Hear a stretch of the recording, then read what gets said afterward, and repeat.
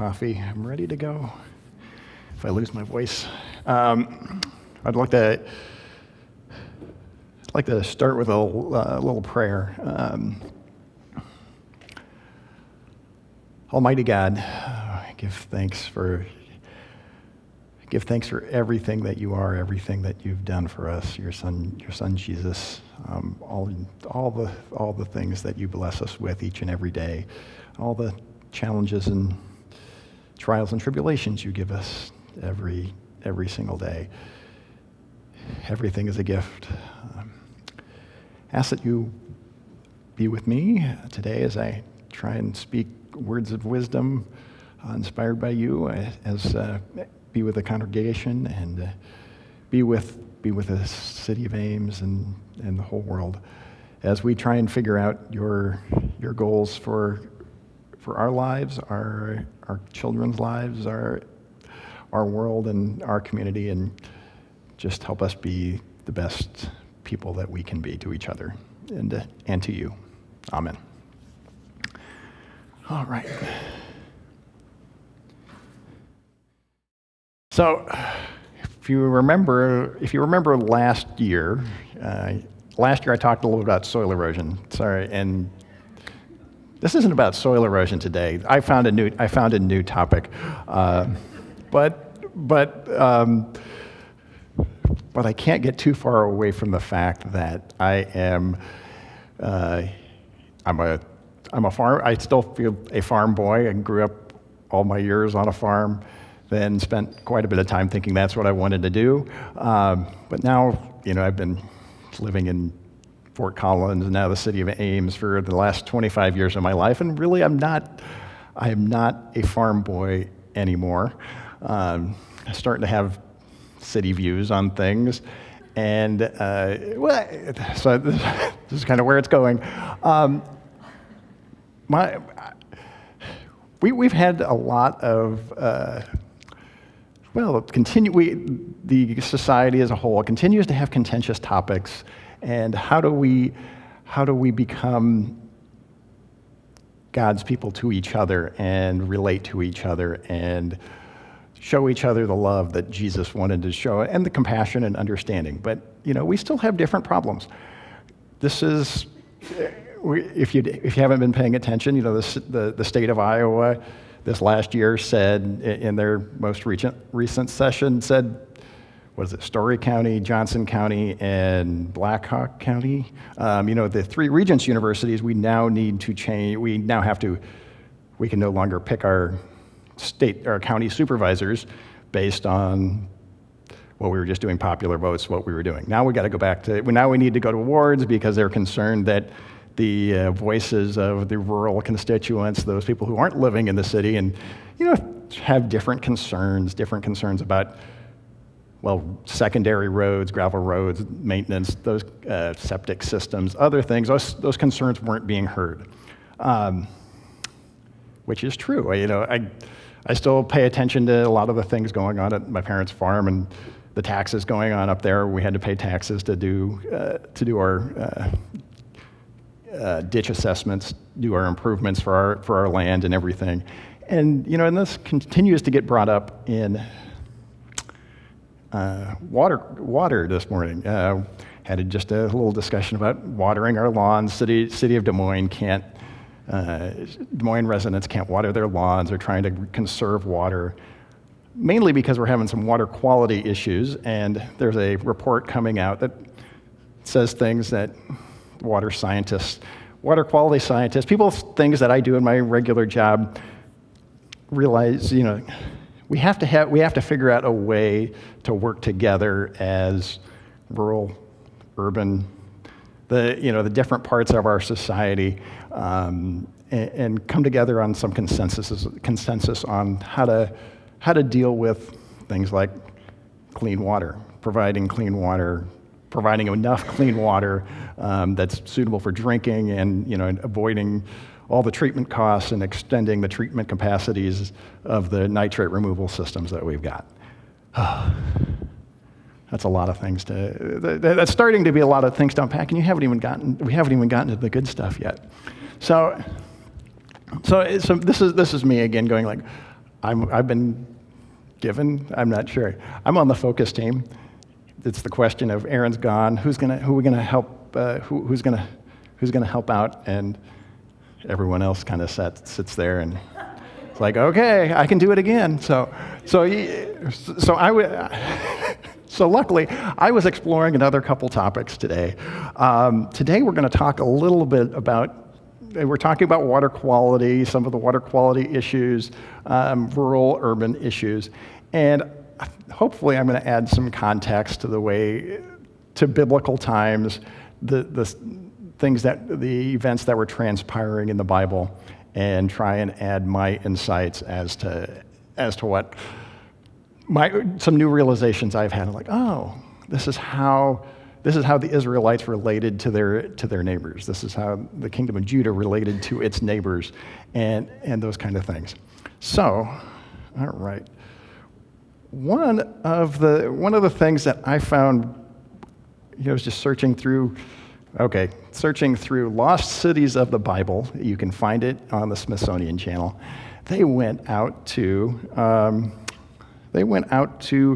the city of Girsu in Egypt, and I should probably first add a little bit of context. Let's see. So my master's degree was at Colorado State University. I had to get out of the state of Iowa. I had to go out and see some mountains. Had to go somewhere else. And Colorado State University, very well known university in terms of irrigation technology. They don't have a lot of water out there. They've got to be judicious in the use of their water. And outside of the engineering building where I spent most of my time, we have a sculpture that is dedicated to Ralph Parshall, the guy who in 1921 or 22, they had his centennial of his invention of the Parshall flume a few years ago. Things that Colorado State water people would get excited about, and then you hear about it as a former alumni. He invented a new way of measuring water at the time, and can you cue up some of the slides here? We thought it was so brand new, but really, we're going to talk about the city of Girsu, Egypt. So Girsu down here again, I think I talked about this a little last time. We got the Fertile Crescent. We've got all the stuff going on here. So Girsu is a city. We've got our Tigris and Euphrates River here. It's in the middle. This is, nice. We've got mountains up to the north here. We've got the Arabian Desert, which is kind of mountainous. Then we've got Israel and Judah over here. We've got Nineveh over here, foreshadowing. So we've got Girsu down here. They've been doing a lot of excavations in Girsu in the last decade or so, since things have calmed down after all the war and everything 20 years ago in that area. So we go to number 2. So they've been doing some excavations in this area, and it's a little bit hard to see here, but we're going to be able to see it in here in a little bit better detail. So we're looking at this area of Girsu, Egypt, where they're doing some excavations right now. And over here, we have maps of canals, and we're going to zoom into this nice little area right here. So here's the temple area of Girsu. Every city there had, back in those days, every city had its own god and everything. One of our great things. But we've got canals all over the place trying to feed that huge population of Girsu, Egypt. To do that, this is why why cities really started in this area, trying to appropriate water, trying to figure out ways to distribute that water. And can we go to the next one? So what they have found is, first, there was some conjecture about it. It seemed like there were some earlier on archaeologists maybe had some hydrology training, and first one of them says bridge or water control structure, and then they got off track for a little while with some kind of jail or prison or something like that, and they're like, no. they finally have coming back to the fact that this structure here that they have found originally had a bridge over the top of it, but essentially this is one of those canals that they were looking at. And what it is, from an ag engineer's perspective, hey, that's a weir, what we would use to measure the flow of water, try and figure out whether there's sufficient water to grow your, are you going to have a good harvest or a bad harvest? They didn't have quite the reservoirs then to really control the amounts of water flow that we can do now, but you would have really good ideas of is this going to be a good year or a bad year, and you could do some preparations before that. It also helps them, allocate the right amounts of water to different of the total amounts of water you have. You can equitably allocate that water to your citizens, to your population, and allow everyone the opportunity to flourish at the same time. Can we go on to the next one? So I mentioned partial flumes, and essentially this is what a partial flume looks like. You can kind of see we've got a lot of the same framework there that we have. It may not have been technically a partial flume, but they definitely knew a lot more than we give them credit for. These things are lost over time. Our historical understandings of how did they, we still don't know how they built the pyramids really, but we still how could they do these things? They were pretty smart back in the day. So it really really opened my eyes to see they had these measuring devices. They were building these measuring devices back in the day, and this wasn't just a local thing for Girsu. This was happening all across the Mesopotamian plain throughout that time frame.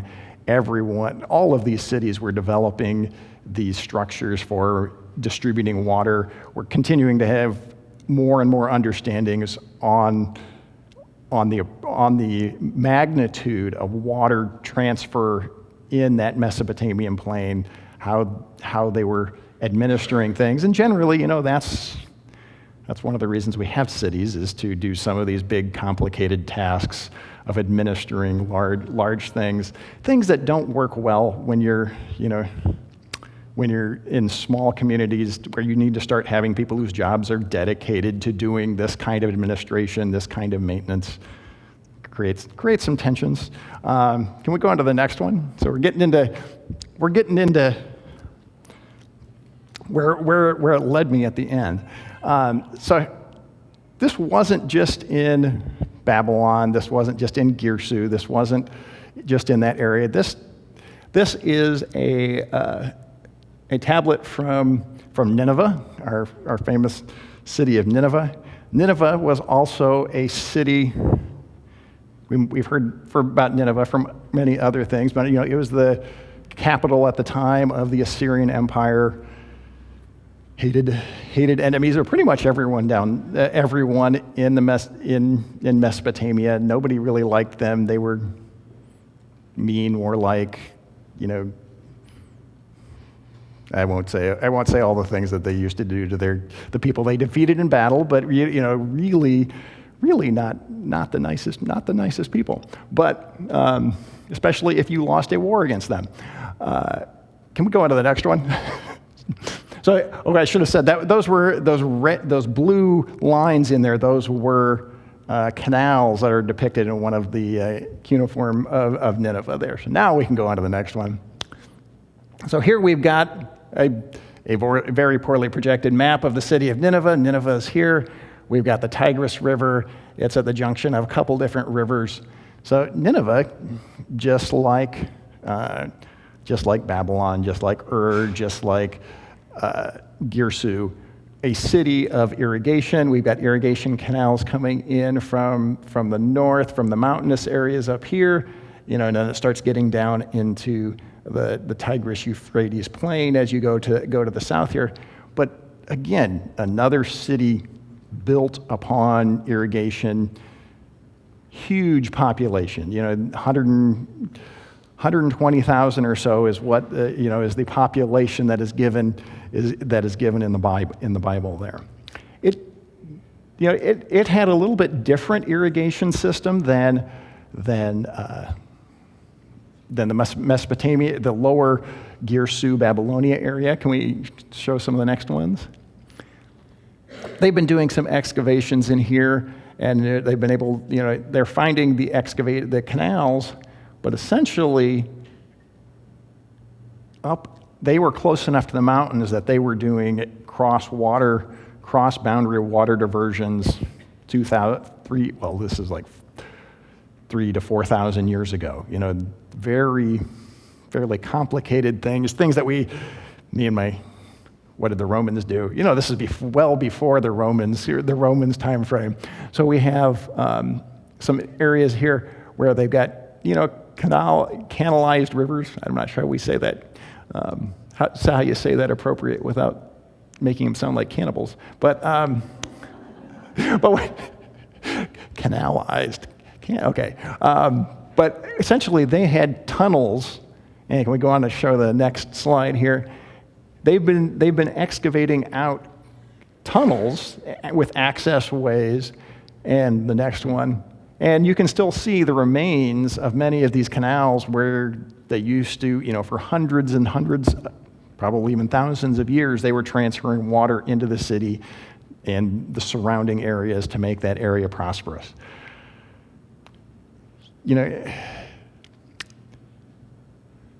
Nineveh, though. This is kind of where I think I'm going to hopefully get back on the rails, and you'll be like, okay, now we know what he's talking about.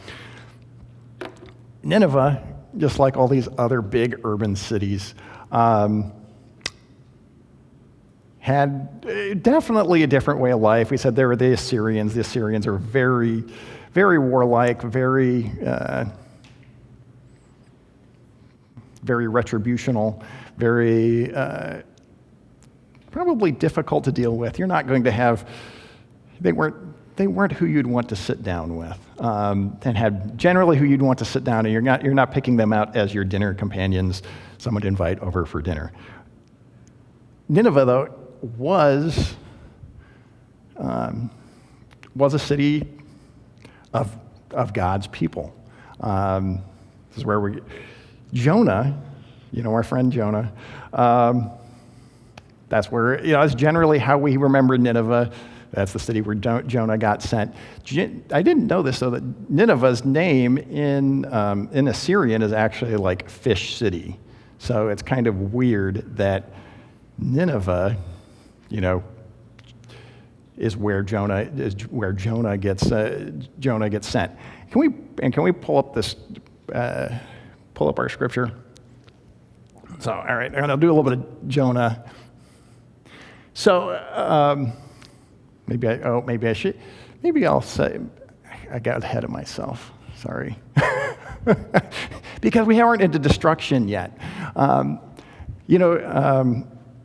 What I actually want to see was the video. So we've all heard the story of Jonah. We all think it's, over the top. How does someone live in a whale or live in a fish for 3 days? Aaron, sometime a while ago, said something that made me reframe all these things, and says 3 days, that's a short time. 7 days, that's about a medium amount of time. 40 days, that's a long time. So now I kind of take this story of Jonah with a less than literal bit of salt and say, so Jonah was in a whale, or Jonah was in a fish for a short period of time. And that still seems weird and unbelievable, but a while ago I heard this story, and now we do our video. Sorry, now. Now, no one thought one of these would be a problem, a humpback whale. Packard says he never saw it coming, felt a bump, and everything turned dark. A guy was eaten by a humpback whale. Whale's mouth, and he's trying to swallow me. And I thought to myself, okay, this is it. Well, the whale wasn't too happy about the situation either, and Packard says after about 30 seconds, he was basically spit out. I couldn't believe it. I couldn't believe I got out of that. Incidents with whales happen, but rarely. They're usually just kayakers getting a little too close. He knocked it over.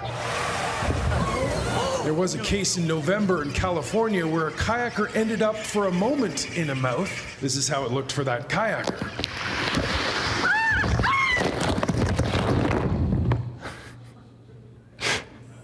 So, you know, these are the things you think, there's no way this could ever happen. But the advent of modern technology makes us realize things that we think can't happen do actually happen. People are eaten by whales, and you know, we used to say whales were fish until we thought they were mammals. And you know, we have a lobster diver eaten by one. There's many videos now actually of kayakers getting accidentally eaten for a short period of time by whales. It makes me wonder what things that we attribute to purely impossibility, that biblically there's nothing in there that physically this cannot happen, that actually do happen. 3 days in this, a truth, literal 3 days in the belly of a fish. I'm not quite sure I'm going to go that way, but this could have really happened to Jonah, in this kind of story. And, any amount of time in some animal's mouth, I'm sure, is just going to leave you with, it was forever. He was saying 30 seconds here, and, you have all the time, 30 seconds, I'm sure, is time for pretty much everything in your life to just flash before you and come up with all these considerations of, I'm inside of a fish, maybe I really do need to go to Fish City and get out of this fish, and move on from there. Now can we go to the story?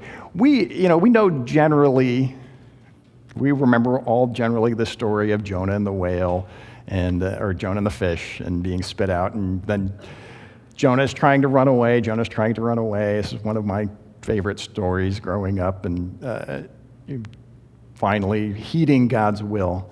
But the end of the Jonah story is something that I think, for me, now brings more weight than the beginning of this unbelievable story of Jonah being eaten by a fish. So we're going to kind of go in Jonah 3, the end of Jonah 3.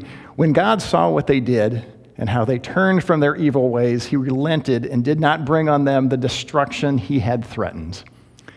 But to Jonah, this seemed very wrong, and he became angry. He prayed to the Lord, "Isn't this what I said, Lord, when I was still at home? This is what I tried to forestall by fleeing to Tarshish. I knew that you are a gracious and compassionate God, slow to anger and abounding in love, a God who relents from sending calamity. Now, Lord, take away my life, for it is better for me to die than to live." But the Lord replied, "Is it right for you to be angry?" This, for me, this is, and the end of this story, this is an understanding of, for me, this gets into Jonah and his perspective. He's from Israel. I'm getting my Israel and Judah, I get confused, but he's from small town. He's a prophet, been sent to the huge city of Nineveh to call for their repentance. And quite so, in the Bible, it records that astounding Jonah, they don sackcloth and fast and change from their ways and and God forgives the city of Nineveh at this time.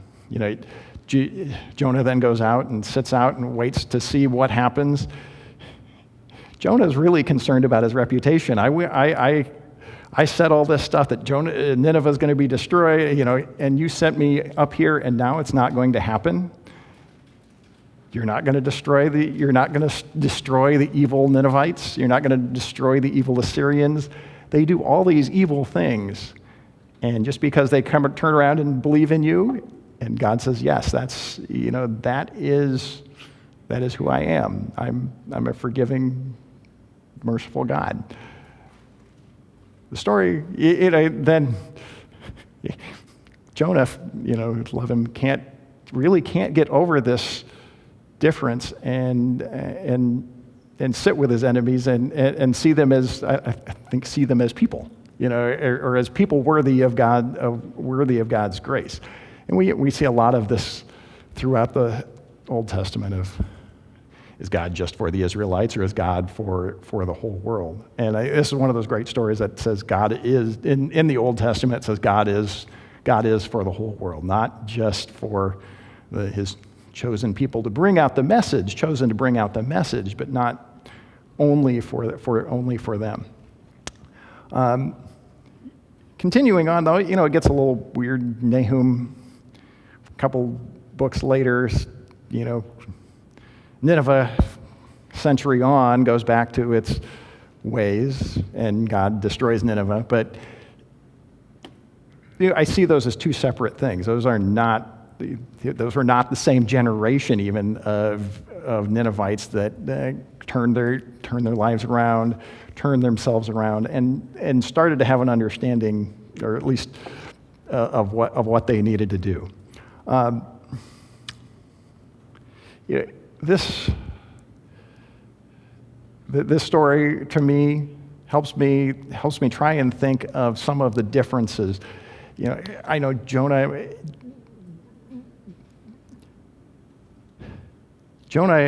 really did not have, I don't think he really had any understanding really of Nineveh at all when he went there, other than, it was hundreds of miles away. He really didn't want to go there. It's the Assyrians. This is trying to think, always try and put it in context for here, maybe going to Nazi Germany, preaching against Hitler.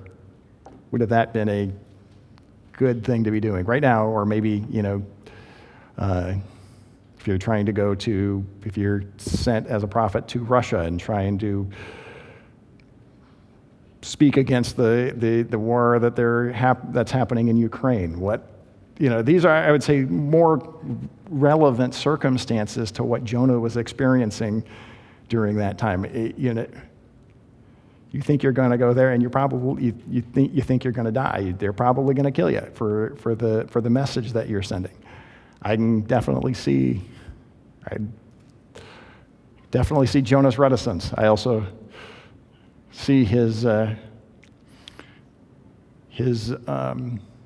unwillingness really to let God be merciful. He didn't. There's a lot of conversation in Jonah in the book of Jonah between God and Jonah on how to be merciful. And God telling his love for everyone, God's love for the entire community, no matter what your situation is, what your background is. And for me, that's just a story that I want everybody to remember. I hope everyone can take away from today. That can help us bring us together as communities, as the community that we are, the larger community we are. We've all got different concerns. We've all got different needs. We all have different ways of viewing things from our past experiences, from our past, from the past educations we've had, from the past interactions we've had. But we're all trying to get along together, and looking for God's grace and God's wisdom as we try and build a society that He wants us to have. and maybe it's about time I should wrap it up, because my son's waving at me. So. Hi, Grayson. So I think that is pretty much wrapping it up. God is a God of mercy. God is a God of love. You know, just all right. I'll do it. Just go out there, everyone, today. At the end of this week, or through this week, go out and be the love that God has sent you. God and Jesus has sent you to be to this world. Try and be understanding. Try and be accommodating, and try and be loving and compassionate. All right. I think that's it for me right now. Oh. And then I will be back up to you want me to I can do prayer now, or should I do that later? Okay, I'll pray right now.